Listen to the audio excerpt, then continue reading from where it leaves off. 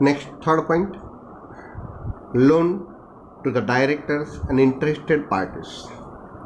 That means કંપનીએ કોઈ loan આપેલી હોય, સિક્યોર્ડ હોય કે અનસિક્યોર્ડ હોય, કોઈ કંપનીને આપેલી હોય, કોઈ ફર્મ્સને આપેલી હોય, લિમિટેડ લાયબિલિટીઝ કંપનીને આપેલી હોય, પાર્ટનરશિપ ફર્મને આપેલી હોય, કોઈ બીજી કોઈ પાર્ટનરશિપને આપેલી હોય, તો એ લોનની અંદર એઝ અ ઓડિટર તમારે કયા પોઈન્ટ વેરીફાઈ કરવાના, કયા પોઈન્ટનું એક્સપ્લેનેશન આપવાનું.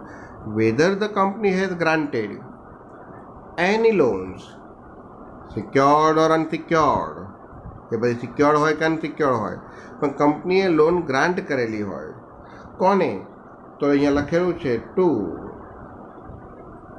Companies, firm, limited liability, partnership or other parties. કેટલી છે? Company, firm, limited liabilities, partnership or other party. એટલે કંપનીએ જો લોન આપેલી હોય, covered in the registered maintain, અને એ રકમ રજિસ્ટર્ડમાં કવર કરેલી હોય, ડેટ મીન્સ રજિસ્ટરમાં એનો ઉલ્લેખ કરેલો હોય. જો એ ઉલ્લેખ કરેલો હોય, ઇફ સો, અને જો રજિસ્ટરમાં દર્શાવેલી હોય તો એઝ અ ઓડિટર તમારે કઈ બાબતોને ઇન્ફોર્મેશન લેવાની? Whether the terms and conditions of grant of the such loan are not prejudicial to the company's interest, એટલે કે કંપનીના હિતને નુકસાન થાય એવું તો નથી નહીં, એનું અહિત થાય એવું તો નથી ને, એની ટર્મ્સ અને કન્ડિશન એવી ટર્મ્સ અને કન્ડિશન્સના આધારે તો નથી આપીને કે ભવિષ્યમાં કંપનીને તકલીફ પડે. Whether the schedule of repayment of the principals and payment of interest has been stipulated, એનું જે પેમેન્ટ મળવાનું, જે રીપેમેન્ટ કરવાનું હોય, પ્રિન્સિપલ અમાઉન્ટનું અને ઇન્ટરેસ્ટનું જે પેમેન્ટ કરવાનું હોય, ટૂંકમાં આપણે જેને લોન આપી છે એ આપણને રીપેમેન્ટ કેવી રીતના કરશે, તો એનું જે રીપેમેન્ટ સિસ્ટમ છે એ સ્ટિપ્યુલેટેડ કરેલી છે. સ્ટિપ્યુલેટેડ એટલે અલગ અલગ હપ્તાઓમાં આપવાના છે કે સામટા આપવાના છે. સપોઝ કે આપણે કોઈને 10 કરોડ રૂપિયાની લોન આપેલી હોય તો એ 10 કરોડ રૂપિયા 1 કરોડના ઇન્સ્ટોલમેન્ટમાં આપશે અલોંગ વિથ ઇન્ટરેસ્ટ, એક એક્ઝામ્પલ, કે એક સામટા આપશે.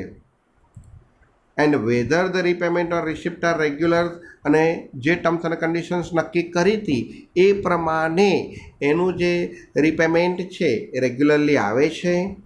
ત્રીજું, if the amount is overdue, ઘણી વખત એવું હોય કે રકમ ન મળી હોય તો ઓવરડ્યુ હોય તો state the total amount overdue for more than 90 days, તો એ રકમ 90 દિવસ કરતાં વધી ગઈ છે. And whether reasonable steps have been taken, અને જો 90 દિવસ કરતાં વધી ગઈ હોય તો કોઈ રિઝનેબલ સ્ટેપ્સ લીધા છે by the company for recovery of the principals and interest. તો જ્યારે કંપનીએ લોન આપેલી હોય તો આ 3 મેટર્સ એને ખાસ ધ્યાનમાં રાખવાની રહેશે. કમ્પ્લાયન્સીસ, આને કંઈ લખવાની જરૂર નથી, આ રિસ્પેક્ટ ઓફ લોન્સ ઇન્વેસ્ટમેન્ટ છે, પણ સેક્શન પ્રમાણે છે, હવે સેક્શનનો ઉલ્લેખ કરવાની જરૂર નથી. મેઇન આ ડિપોઝિટ ઉપર આવીએ. Deposit from public. In case the company has accepted deposit, આ આપેલી લોનની વાત છે, આ ડિપોઝિટ અસેપ્ટની વાત છે. In case the company has accepted a deposit, જો કંપનીએ ડિપોઝિટ અસેપ્ટ કરેલી હોય તો એવા કેસની અંદર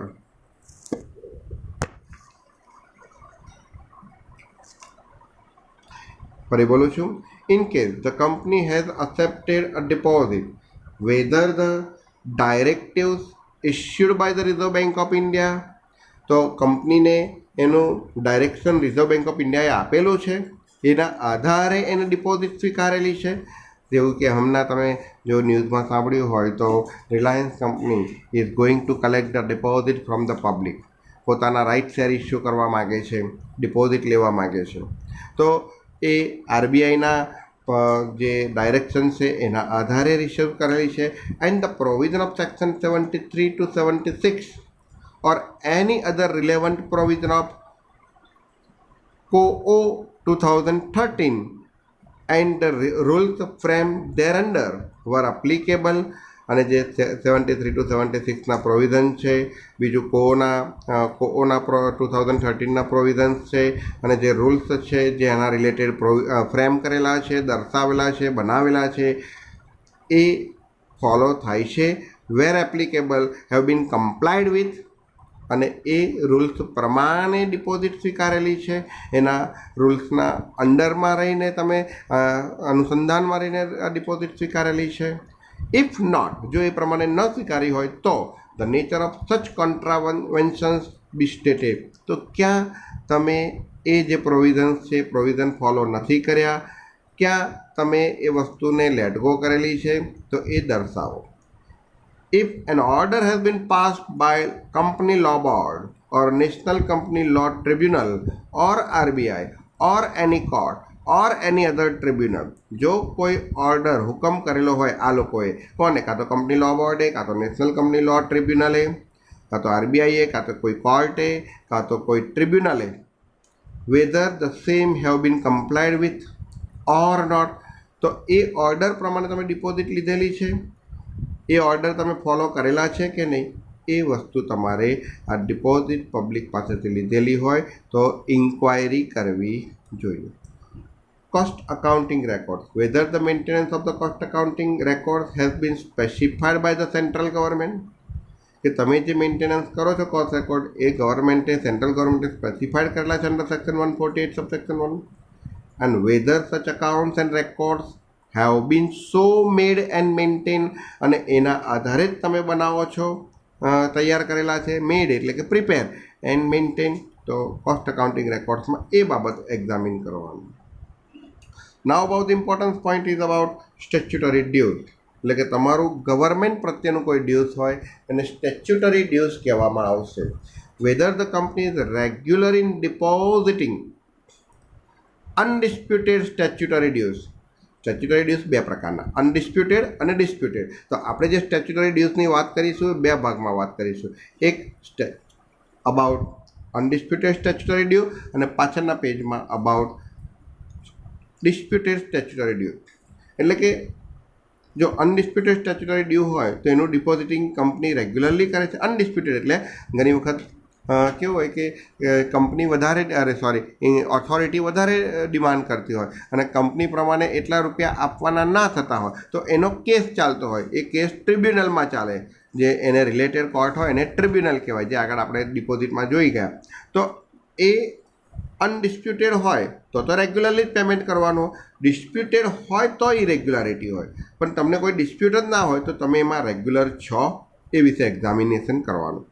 Whether the company is regular in depositing undisputed statutory dues, જે સ્ટેચ્યુટરી ડ્યુઝ જે અનડિસ્પ્યુટેડ છે એને રેગ્યુલરલી ડિપોઝિટ કરે છે. ડેટ મીન્સ કંપનીએ એ રકમ અલગ અલગ ફંડની અંદર ડિપોઝિટ કરવી પડે. સચ લાઇક પ્રોવિડન્ટ ફંડ, કર્મચારીઓ પાસેથી તમે જે પ્રોવિડન્ટ ફંડ લો છો, સ્ટેટ ઇન્સ્યોરન્સના રૂપિયા લો છો, ઇન્કમ ટેક્સના રૂપિયા લો છો, તો એ કંપનીએ પ્રોવિઝન પ્રમાણે અલગ અલગ જગ્યાએ પોતાની રકમમાંથી અલગ અલગ જગ્યાએ એને તમારે ડિપોઝિટ કરી દેવા પડે. તો પ્રોવિડન્ટ ફંડના રૂપિયા છે, એમ્પ્લોય સ્ટેટ ઇન્સ્યોરન્સના રૂપિયા છે, ESI જેને આપણે કહીશું, ઇન્કમ ટેક્સ છે, સેલ ટેક્સ. અત્યારે તો GST આવી ગયું એટલે સેલ ટેક્સ ના આવે, તો sale tax, service tax, duty of custom, duty of excise, VAT. તો હવે આ બધું નીકળી ગયું, વેટ નીકળી ગયું, સેલ ટેક્સ નીકળી ગયું, એના બદલે સર્વિસ ટેક્સ નીકળી ગયું, ડ્યુટી ઓફ કસ્ટમ આવશે, ડ્યુટી ઓફ એક્સાઇઝ અમુક જગ્યાએ લાગુ પડે છે, એના બદલે આપણે અહીંયા આગળ શું લખીશું, GST, cess and any other statutory due to the appropriate authority. તો આ બધી જે એપ્રોપ્રિએટ ઓથોરિટી છે, જેને જે ચૂકવવાના છે ESI ને PFમાં કે ઇન્કમ ટેક્સમાં, જે તમારે ડિપોઝિટ કરાવવાની હોય, અમુક રૂપિયા ડિપોઝિટ કરાવવાના હોય ને અમુક રૂપિયા ચૂકવવાના હોય, તો એમાં, અને એ જો અનડિસ્પ્યુટેડ હોય તો કંપની એમાં રેગ્યુલર છે કે નહીં. જો ના હોય, અહીંયા ફૂલ પોઈન્ટ કરું છું અને પછી આ પેરેગ્રાફમાં ઇફ નોટ વાળો પોઈન્ટ પેરેગ્રાફમાં લખવાનો. ઇફ નોટ, જો એવું ના હોય, ઇન શોર્ટ રેગ્યુલર ના હોય તો the extent of the arrears of outstanding statutory due, તો કેટલું આઉટસ્ટેન્ડિંગ સ્ટેચ્યુટરી ડ્યુ છે, એરિયર્સ એટલે બાકી, એની રકમ as on the last day of the financial year concern for a period of more than 6 months. તો છેલ્લા દિવસે, ફિનાન્શિયલ યરના છેલ્લા દિવસે કેટલા રૂપિયા ડ્યુ છે અને 6 મહિના કરતાં વધારે સમય માટે, from the day they become payable shall be indicated. શું કહે છે ફરી ધ્યાનમાં રાખો. ઇફ નોટ એટલે કે જો એ અનડિસ્પ્યુટેડ સ્ટેચ્યુટરી ડ્યુઝ ડિપોઝિટ ન કરેલું હોય તો તો કેટલા રૂપિયા, the extent of arrears of outstanding statutory dues. તો આ સ્ટેચ્યુટરી ડ્યુઝનું આઉટસ્ટેન્ડિંગ કેટલા રૂપિયા છે, કઈ તારીખે, as on the last day of the financial year concerned for a period of more than 6 months from the date they become payable. એટલે કે જે તારીખે એ ચૂકવવા પાત્ર થયા હોય એના કરતાં 6 મહિના કરતાં વધારે સમય થયો હોય તો એવા ડ્યુ બતાવવા. ધારો કે 2 મહિના બાકી છે, 2 મહિના થઈ ગયા છે, 3 મહિના થઈ ગયા છે તો નહીં બતાવવાના, પણ ડ્યુ થયા હોય, સે ફોર ધ એક્ઝામ્પલ એમને ફેબ્રુઆરી 2020માં ચૂકવવાના હોય પરંતુ સપ્ટેમ્બર 2020 સુધી ન ચૂકવ્યા હોય તો એ 6 મહિના કરતાં વધારે થઈ ગયા, તો એવી રકમ તમારે દર્શાવવી પડે. એટલે ઇન શોર્ટ 6 મહિના કરતાં ઓછા સમયની અંદર વિધિન 6 મંથ તમારે જો ડ્યુ હોય તો ચાલે, પણ 6 મહિના કરતાં વધારે થયા હોય તો એઝ અ ઓડિટર તમારે કમ્પલસરી એને એક્સપ્લેન કરવું પડે. This is the most important point. અને જો સ્ટેચ્યુટરી ડ્યુ હોય, whether the dues of income tax, sales tax, service tax or duties of the custom, અહીંયા સેલ ટેક્સ સર્વિસ ટેક્સ નહીં આવે પણ જીએસટી આવશે, excise duty value added tax નહીં આવે ઓર નહીં આવે, have not been deposited on account of any dispute. પણ જો કોઈ ડિસ્પ્યુટ હોય, આ ડિસ્પ્યુટેડની વાત છે, અબાઉટ ડિસ્પ્યુટેડ statutory dues. તો ડિસ્પ્યુટ હોય તો then the amount involved and the forum where dispute is pending shall be maintained. તો કેટલી રકમ છે ડિસ્પ્યુટેડ એ મેન્શન કરો, અને ફોરમ એટલે કે કયા આધારે એનો બેઝ કયો છે, શા માટે ડિસ્પ્યુટેડ છે, તો એ ફોરમ તમારે મેન્ટેન કરવું પડે. Repayment of dues, whether the company has default in repayment of loan. જો કંપની ડિફોલ્ટેડ હોય, લોનના રૂપિયા લીધેલા હોય, બોરોવિંગના લીધેલા હોય ટુ ધ ફિનાન્શિયલ ઇન્સ્ટિટ્યુશન, કોને ચૂકવવા માટે ડિફોલ્ટ હોય, ફાઇનાન્શિયલ ઇન્સ્ટિટ્યુશન પાસેથી લોનને બોરોવિંગ લીધેલી હોય અને પેમેન્ટ ન કરી શકી હોય, બેંક પાસેથી લીધેલા હોય, ગવર્મેન્ટ પાસેથી લીધેલા હોય, કાં તો ડિબેન્ચર્સ હોલ્ડર્સ પાસેથી લીધેલા હોય, અને જો રીપેમેન્ટ ન કરી શકી હોય તો કંપનીએ અને જો આવી ડ્યુઝ છે પહેલાં તો એ એક્ઝામિન કરો. Whether the company has defaulted, if yes તો અહીંયાથી પેરેગ્રાફ, અને જો હોય તો the period and the amount of default, તો કેટલા રૂપિયાનું ડિફોલ્ટ છે અને કેટલા સમયથી ડિફોલ્ટ છે એ તમારે રિપોર્ટેડ કરવું પડે. રિપોર્ટેડ કરવું પડે એટલે કે એ તમારે એક્સપ્લેન કરવું પડે. Next, application of money raise, whether money raise by way of IPO, initial public office or further public offer, initial public offer or further public offer.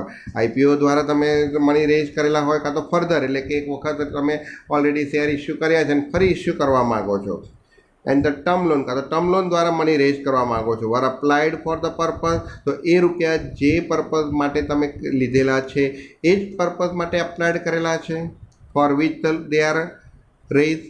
અહીંથી પેરેગ્રાફ પાછો. ઇફ નોટ, જો એવું ના હોય એટલે એ પર્પઝ માટે ન ઉપયોગમાં લીધા હોય તો the details together with delays or default, તો શેમાં ડિફોલ્ટ છે કાં તો શેમાં ડિલે થયું છે તેની ડિટેલ્સ આપો, એન્ડ સબસિક્વન્ટ રેક્ટિફિકેશન, અને પછી કયા સુધારાત્મક પગલાં લીધા, and subsequent rectification if any. ધારો કે પછી કોઈ સુધારાત્મક પગલાં લીધા હોય તો as may be applicable be reported, અને પછી કયા સુધારાત્મક પગલાં કંપનીએ લીધેલા છે તો એ પણ રિપોર્ટ કરો. Fraud, whether any fraud by the company or any fraud on company by officer or employee, કંપનીએ કોઈ ફ્રોડ કરેલી હોય કાં તો any fraud on the company, કાં તો કંપની ઉપર ફ્રોડ કરેલી હોય એના ઓફિસરે કે એમ્પ્લોયીએ, તો has been notice or reported during the year, એવી કોઈ ફ્રોડ કે નોટિસ કરેલી છે, રિપોર્ટ કરેલી છે. ઇફ યસ પેરેગ્રાફ, જો હોય તો the nature and the amount involve is to be indicated, તો એ કયા પ્રકારની ફ્રોડ છે, કેટલા રૂપિયાની ફ્રોડ છે એ ઇન્ડિકેટ કરો. આ 10 પોઈન્ટ તમારે કરવા.